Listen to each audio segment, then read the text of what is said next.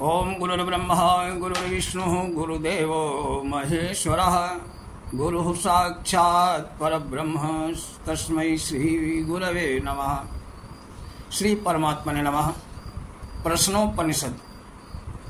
प्रश्नोपनिषद अथर्ववेद के पिप्पलाद शाखीय ब्राह्मण भाग के अंतर्गत आता है। इस उपनिषद में पिप्पलादि ऋषि ने सुकेशा आदि 6 ऋषियों के 6 प्रश्नों के उत्तर दिए हैं, इसलिए इनका नाम प्रश्नोपनिषद हो गया।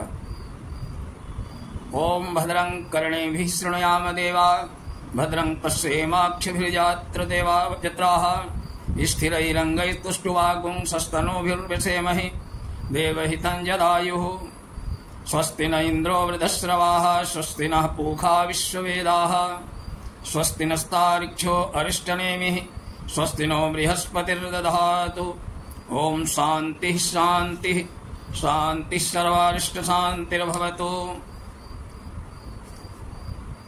गुरु के यहाँ अध्ययन करने वाले शिष्य अपने गुरु सहपाठी और मानव मात्र का कल्याण का चिंतन करते हुए देवताओं से प्रार्थना करते हैं कि हे देवगण, हम अपने कानों से शुभ कल्याणकारी वचन ही सुने। निंदा चुगली गाली दूसरी पाप की बातें हमारे कानों में न पड़े। हमारा अपना जीवन यज्ञ परायण हो।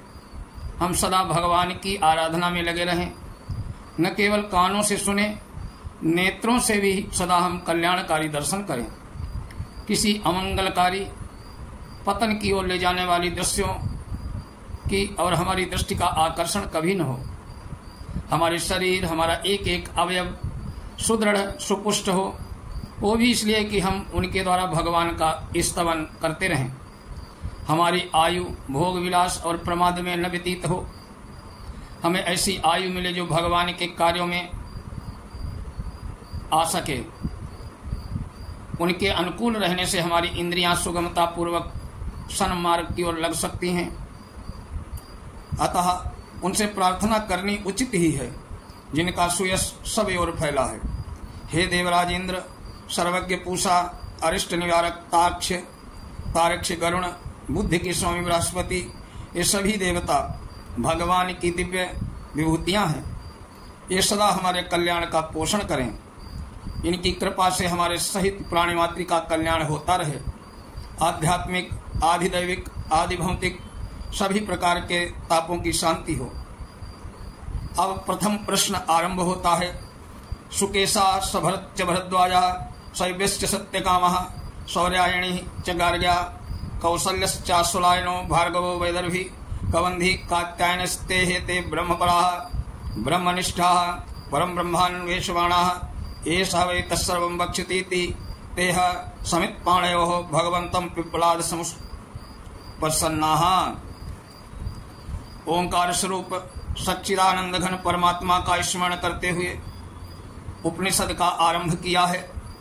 प्रसिद्ध है कि भरद्वाज के पुत्र सुकेशा शिव कुमार सत्यकाम गर्ग गोत्र में उत्पन्न हुए सौरायणी, कौशल देश निवासी आशुलायन, विदर्भ देशीय भार्गव, कत्तिक के प्रपौत्र कवंधी, ये वेदाभ्यास के पारायण ब्रह्मनिष्ठा अर्थात श्रद्धा पूर्वक वेदानुकूल आचरण करने वाले थे। एक बार वे 6 ऋषि पर ब्रह्म परमेश्वर की जिज्ञासा से बाहर निकले। उन्होंने सुना था कि पिप्पलाद ऋषि इस विषय को विशेष रूप से जानते हैं। अतः ये सोचकर कि परब्रह्म के संबंध में हम जो कुछ भी जानना चाहते हैं वो सब हमें बता देंगे। वे लोग जिज्ञासु के वेश में हाथ में समिधा लेकर महर्षि पिप्पलाद के पास पहुंचे। तान हर्षिर्वाच भूएव सवता ब्रह्मचर्येण श्रद्धया संवत्सथ यथा कामं प्रश्नान् पृच्छत् यदि जिज्ञास्यामः सर्वः वो वक्ष्याम इति। उपर्युक्त 6 ऋषि परब्रह्म की जिज्ञासा से अपने पास आया देखकर महर्षि पिप्पलाद ने पूछा कि तुम लोग तपस्वी हो, तुमने ब्रह्मचर्य के पालन पूर्वक सांगोपांग वेद पढ़े हैं, तथापि मेरे आश्रम में रहकर पुनः एक वर्ष तक श्रद्धा पूर्वक ब्रह्मचर्य का पालन करते हुए तपश्चर्या करो। उसके बाद तुम लोग जो चाहो मुझसे प्रश्न करना। यदि तुम्हारे पूछे हुए विषय का मुझे ज्ञान होगा तो निस्संदेह तुम्हें सब बातें भली भांति समझाकर बताऊंगा। ऋषि की आज्ञा अनुसार सबने श्रद्धा, ब्रह्मचर्य और तपस्या के साथ विधि पूर्वक 1 वर्ष तक वहां निवास किया। अथ कबंधी कात्यायन उपेते पप्रच्छ भगवत कुतो हवा इमाह प्रजा प्रजायन्ते इति। महर्षि पिप्पलादि की आज्ञा पाकर वे लोग श्रद्धा पूर्वक ब्रह्मचर्य का पालन करते हुए वहीं तपश्चर्या करने लगे। महर्षि की देखरेख में संयम पूर्वक रहकर 1 वर्ष तक उन्होंने त्याग में जीवन व्यतीत किया। उसके बाद वे सब पुनः पिप्पलाद ऋषि के पास गए। उनमें से सर्वप्रथम कत्त ऋषि के प्रपौत्र कबंधी ने श्रद्धा पूर्वक विनय से पूछा, भगवान जिससे संपूर्ण चराचर जगत जीवन नाना रूपों में उत्पन्न होते हैं, जो इसका सुनिश्चित कारण है वो कौन है? तस्मै होवाच प्रजा कामो वै प्रजापति सत्तपो तप्यत तपस्त्वा स मिथुन उत्पादयते रयिं च प्राणम चेत्यतो में बहुधा प्रजा करिष्यति इति। कबंधी ऋषि का प्रश्न सुनकर महर्षि पिप्पलाद बोले, हे कात्यायन, ये बात वेदों में प्रसिद्ध है कि संपूर्ण जीव के स्वामी परमेश्वर को सृष्टि के आदि में जब प्रजा उत्पन्न करने की इच्छा हुई तब उन्होंने संकल्प पूर्वक तप किया। तब से उन्होंने सर्वप्रथम रई और प्राण इन दोनों का एक जोड़ा उत्पन्न किया। उससे उत्पन्न करने का उद्देश्य यह था कि दोनों मिलकर मेरे लिए नाना प्रकार की सृष्टि उत्पन्न करेंगे। इस मंत्र में सबको जीवन प्रदान करने वाली जो समष्टि जीवनी शक्ति है उसे ही प्राण नाम दिया गया है। इस जीवनी शक्ति से ही प्रकृति के स्थूल सूक्ष्म स्वरूप के समस्त पदार्थों में जीवन स्थित यथा योग्य सामंजस्य आता है। एवं स्थूलभूत समुदाय का नाम रई रखा गया, जो प्राण स्वरूप जीवनी शक्ति में अनुप्राणित होकर कार्यक्षम होता है। प्राण चेतना है, रई शक्ति और आकृति है। प्राण और रई के संयोग से ही सृष्टि का समस्त कार्य संपन्न होता है। इन्हीं को अन्यत्र अग्नि और सोम के नाम से भी कहा गया है।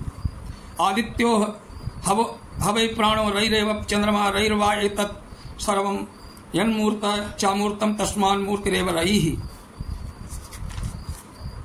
इस मंत्र में उपयुक्त प्राण और रई का स्वरूप समझाया गया। पिप्पलाद कहते हैं कि ये दिखने वाला संपूर्ण जगत प्राण और रई इन दोनों तत्वों को संयोग और सम्मिश्रण से बना है।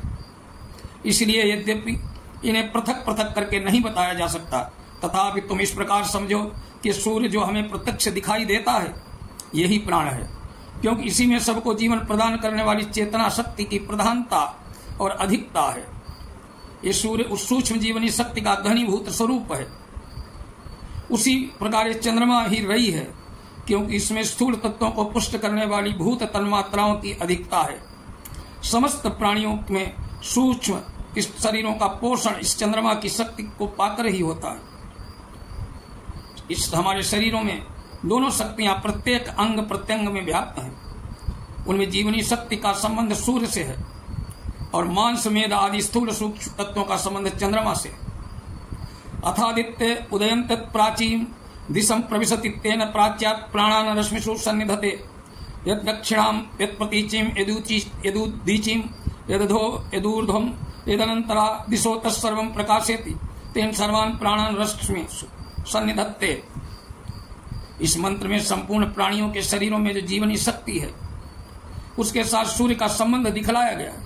भाव यह है कि रात्रि के बाद जब सूर्य उदय होकर पूर्व दिशा में अपना प्रकाश फैलाता है उस समय वहां के प्राणियों के प्राणों की को अपनी किरणों उसमें धारण करता है, अर्थात उनकी जीवनी शक्ति का सूर्य की किरणों में संबंध होकर उसमें नवीन स्फूर्ति का आ जाती है।